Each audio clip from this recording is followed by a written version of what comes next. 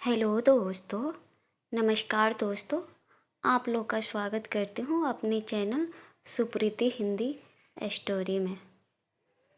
जंगल में बरगद के ऊंचे पेड़ पर एक चिड़िया घोंसला बनाकर अपने दो बच्चों के साथ रहती थी।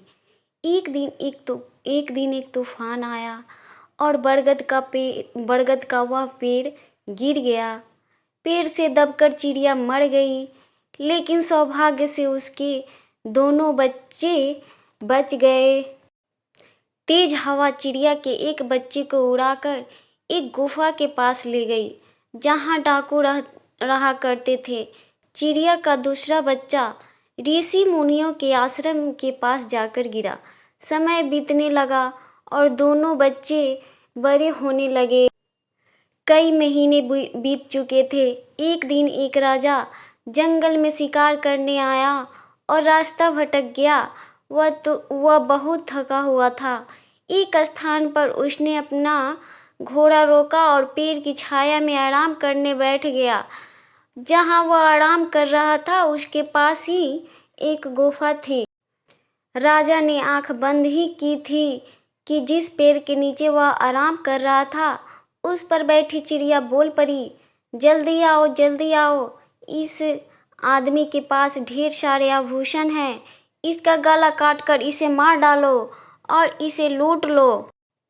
यह सुनकर राजा हैरान रह गया। तभी उसी गुफा के अंदर कुछ आहट महसूस हुई। खतरा भांपते ही वह अपने घोड़े को सरपट दौड़ाता हुआ वहां से दूर निकल गया। वह घोड़ा दौड़ता दौड़ता थक चुका था।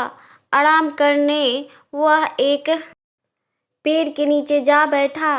पास ही एक आश्रम दिखाई पड़ रहा था। उसके नीचे बैठते ही पेड़ की एक डाली पर बैठी चिड़िया बोल पड़ी, राजन, आपका स्वागत है।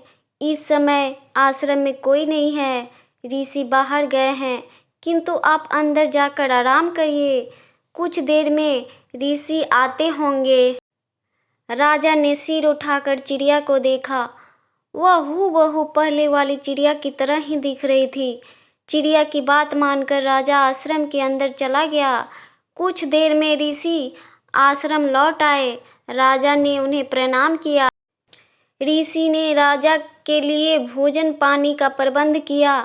भोजन के बाद कुछ देर आराम कर राजा जाने को हुआ तो उसने मन में कौंध रहा प्रश्न ऋषि से पूछ लिया, गुरुवर, आपके आश्रम के सामने स्थित पेड़ पर जैसी चिड़िया है, हूबहू वैसे ही चिड़िया मैंने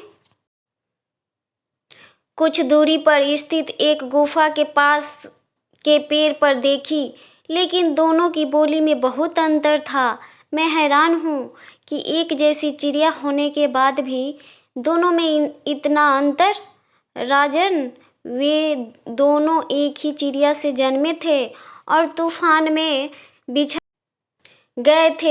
एक डाकुओं की गुफा के पास उनके संगत में बड़ी हुई और उनकी बोली सीख ली।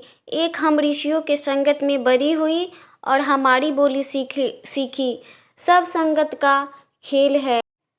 हमारी संगत का हमारे आचरण, व्यवहार और जीवन पर अत्यधिक प्रभाव पड़ता है।